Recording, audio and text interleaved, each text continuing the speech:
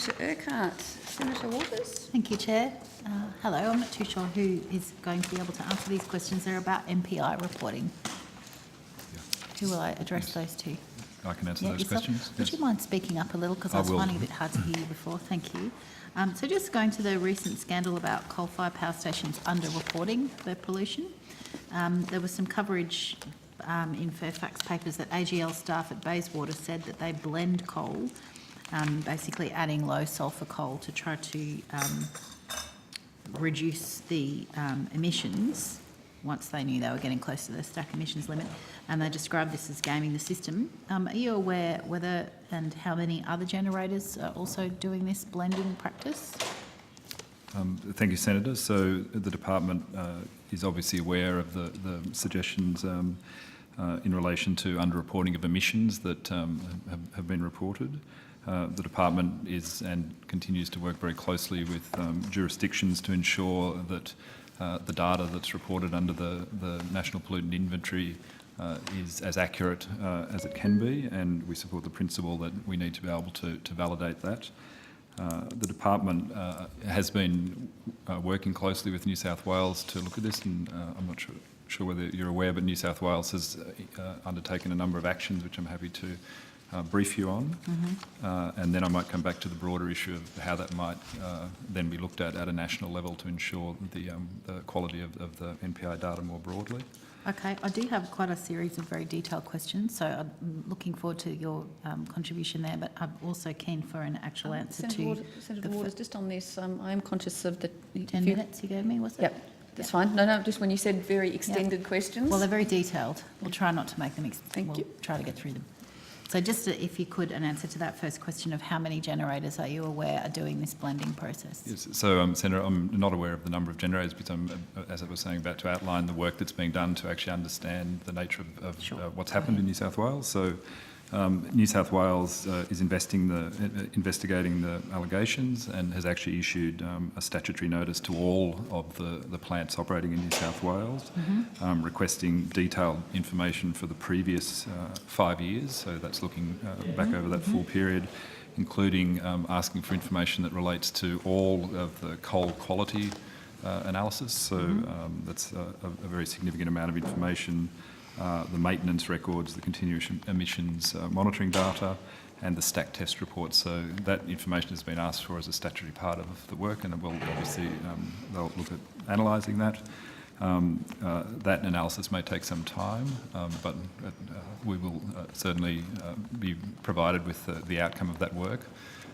That would then form the basis of consideration within the Intergovernmental Working Group, who actually work consistently to look at the nature of data collection, are the validation methods and the manuals that are used to kind of collect information appropriate for particular circumstances, and if it's deemed appropriate, actually look at making proposals to improve the data collection for the NPI.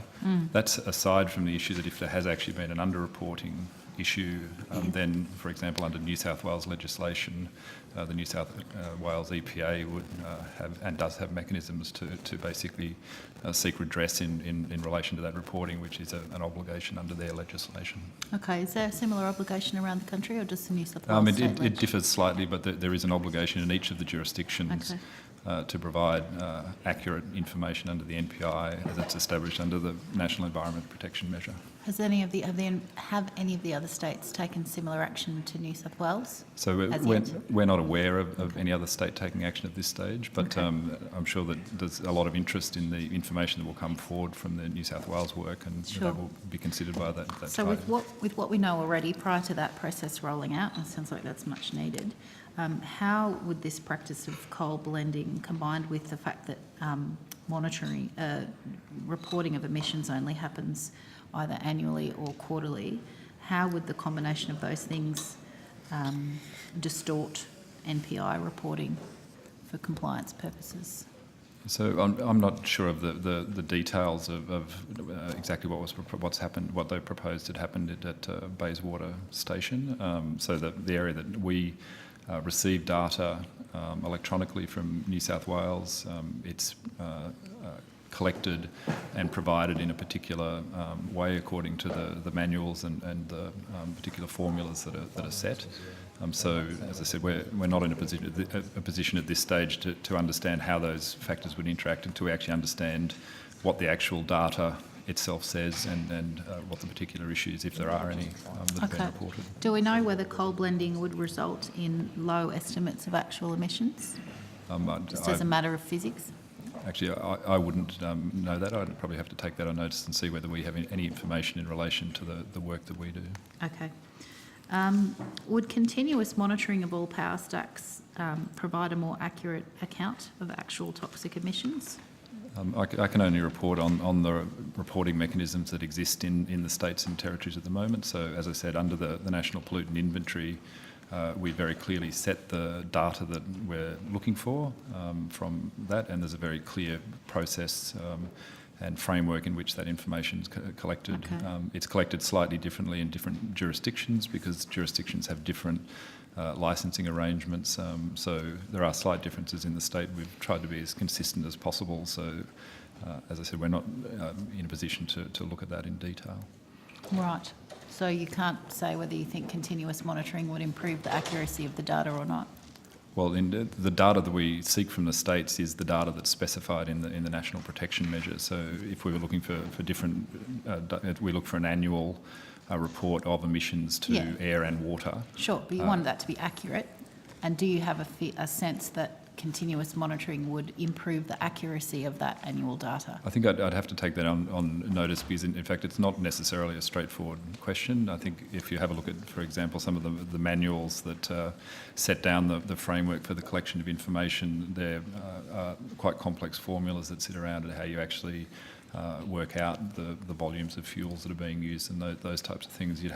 I would actually probably need to look through that with the experts under the NPI to make a judgment on that. Okay, well, thank you. I hope you've got the time to do that.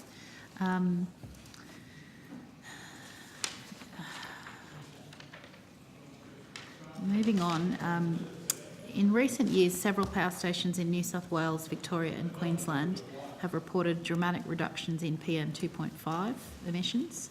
And this is despite the fact that there's not been any new developments and the bag filters have been on for years, so there's no kind of explanation as to why there should have been this sudden drop. How do officers involved in collating and checking the NPI data explain those dramatic emissions reductions? Yep. Thank you, Senator. There are two kind of aspects to that. So one is it's not unusual for there to be inter-year variations in reports of emissions, and they can relate to a major things like, for example, very significant maintenance or particular processes like that. So we do have data validation programs that check the data as it comes in and attempt to identify anomalies. We're better at identifying anomalies where there have been very significant increases in emissions, and we're having a look now to see if we're as confident in looking at significant decreases in emissions as well. So that's the first stage, but there's also in each state and territory, as I said, the information is initially required to be reported as required under state and territory legislation to particular states and territories, and then there's quite a bit of identification of issues with the nature of the data and whether it's accurate, and there are a number of steps that are taken by the states to actually attempt to work out whether there are either statistical or reporting issues with that data. In this particular case, I'm not sure whether of the specifics of whether any of those were identified, certainly at the Commonwealth level, but I can take that on notice. Okay, thank you. So how reliable is that data? Sorry? How reliable, how much confidence can the community have in that NPI data as an actual picture of genuine emissions? Yeah, so as I said, we collect information for 93 substances from over 4,000 facilities around Australia. Yeah. We've got 94 very specific manuals that detail how that information should be collected, and we have programs that look to validate that information and to check that it's statistically kind of robust.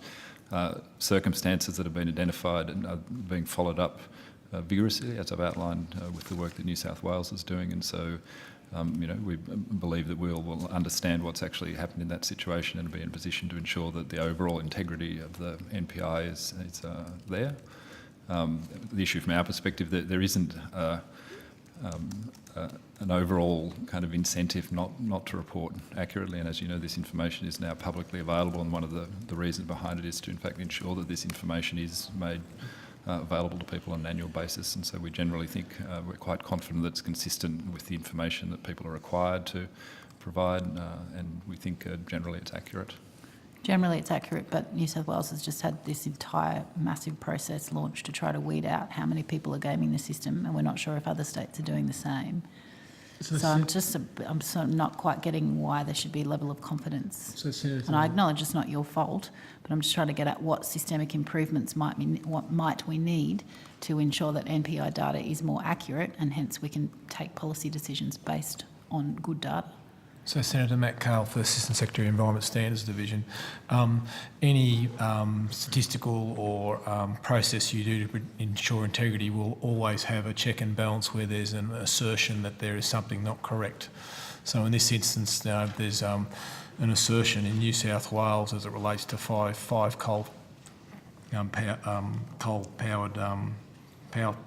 power stations, and what gives us confidence is that the New South Wales is taking action to investigate to see whether that data is correct, and so that gives us that shows that the system is working as intended, to say when there is an assertion that something may not be correct, it's checked, it's looked at thoroughly, and that can inform the MPI going into the future.